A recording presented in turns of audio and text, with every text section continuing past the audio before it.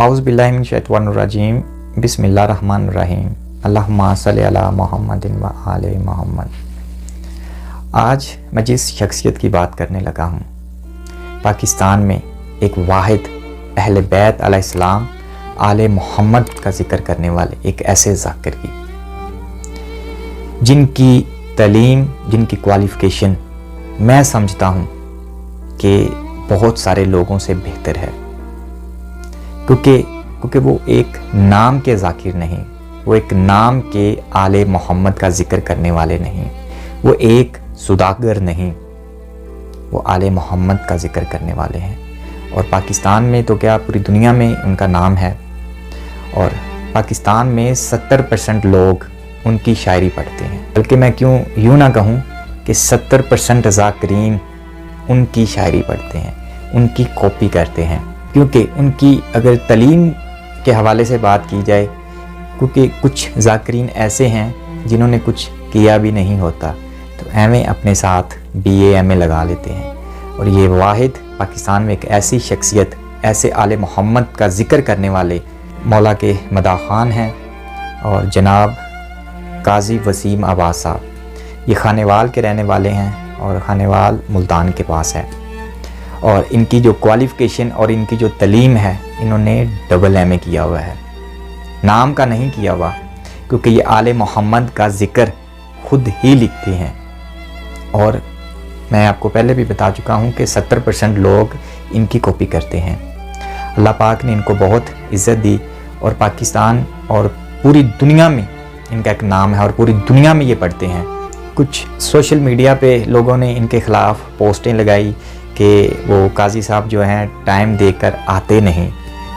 मेरे लाहौर के कुछ अजीज़ हैं, तो उन्होंने काजी साहब को इनवाइट किया, तो उनके पास इतने पैसे नहीं थे कि वो काजी साहब को पेट्रोल के भी पैसे दे सकें। उन्होंने काजी साहब से बात भी की, लेकिन काजी साहब ने कहा कोई मसला नहीं, अगर आपके पास नहीं है तो आले मोहम्मद का जिक्र है। तो ये खुद अपने पेट्रोल पे, अब देखें कि 300, 400, 500 किलोमीटर चलकर अगर कोई इंसान किसी के पास जाता है तो कम से कम कुछ ना कुछ देना चाहिए ना।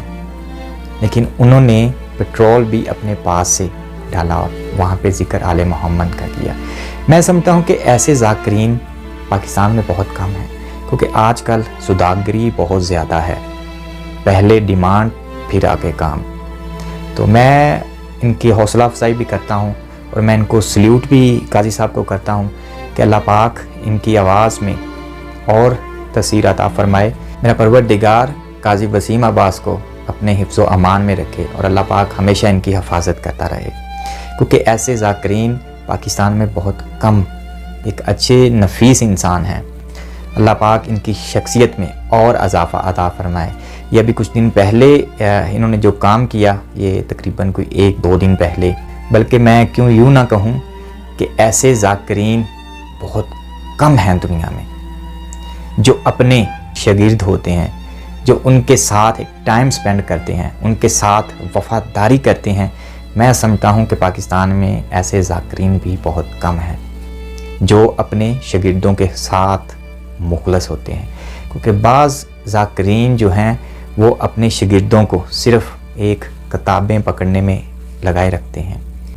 इनके एक शागिर्द ख़ास मैं समझता हूँ काजी तनवीर अब्बास साहब, जो कि फूल नगर के रहने वाले हैं, मतलब अगर ओल्ड नाम लिया जाए तो वो भाई भिरू का नाम है।